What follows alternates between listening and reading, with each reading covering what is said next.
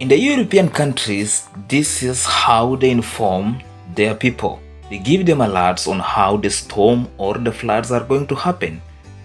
It's the government's responsibility to inform its citizens how the situation of Mother Nature is through the meteorological department. And this how the European countries work. They look, inform, predict, and give the information to their citizens. But when such situations occur, most people will be affected. But at some point, they have a responsibility and a duty as a government to make sure this information gets to the citizens and the people who are living to the most dangerous areas in different parts of the country, because some storms, they come with a lot of energy and ability to destroy property and make many homeless. But when we check how they handle, it's totally different from ours. For us, we have to wait the situation to occur, people to be affected, many to be rendered homeless. It's now when the government will come out with much more warnings, strategic actions, more advice, telling the citizens avoid and stay away. Hakuna tena mambo ya evictions katika Nairobi. Kama kutakuwa na maneno, ni maneno ya relocation ambayo itakuwa ni kwa utaratibu, bila ya mwananchi kuvunjiwa nyumba. Uwezi kutoka nyumbani alafu unarudi jioni unakuta masufuria barabarani na blanketi sijui imekaa wapi. That one will not happen again. We want to make sure that we are an orderly, humane. Rais ametoa agizo ya kwamba kama iko court order ya ubomoaji ifike katika kamati ya usalama ya sub county, ijadilianwe polepole, kujulikane kama lazima watu waondoke, wanaondoka wanaenda wapi. Number 2, hakuna watu watatolewa makao na njia ya kinyama na ya kikatili ambayo imekuwa ikifanyika hapo mbeleni. So we want to see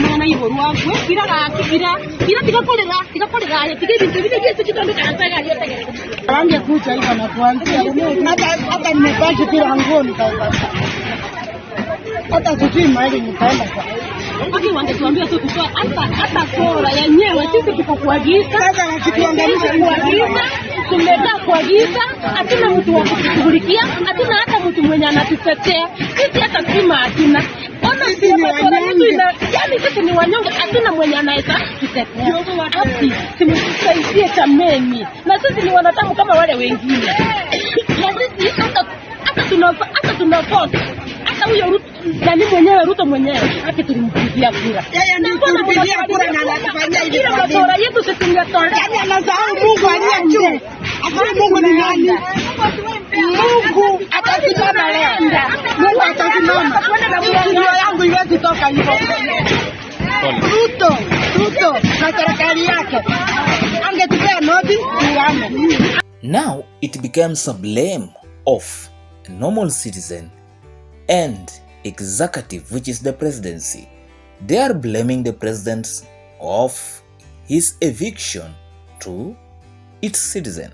At the same time, Kenyans also are not doing what we call a citizen act of following the precautions that are given by the government, because at some point we play along with Mother Nature.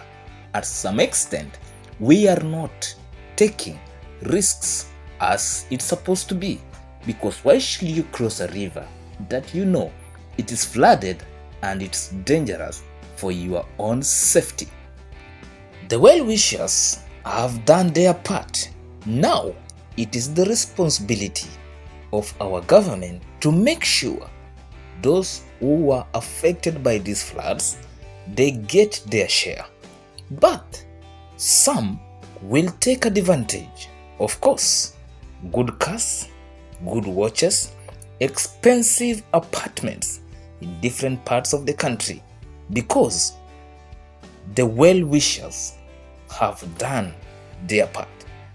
But our leaders take this as a way of benefiting.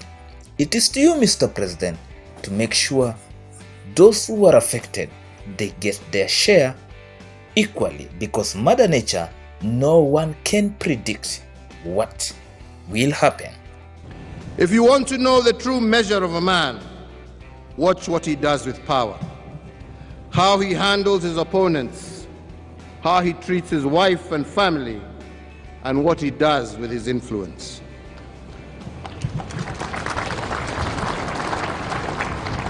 But fundamentally, as Martin Luther King Jr. taught us, and I quote, "The true measure of a man is not where he stands in moments of convenience and comfort, but where he stands in times of challenge and difficulties." End of quote.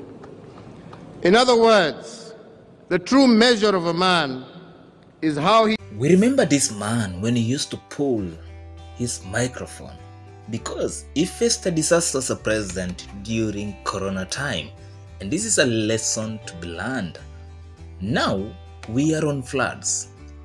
Our guy, President Ruto, has to learn some part of his game because the floods is almost the same with what we went through COVID.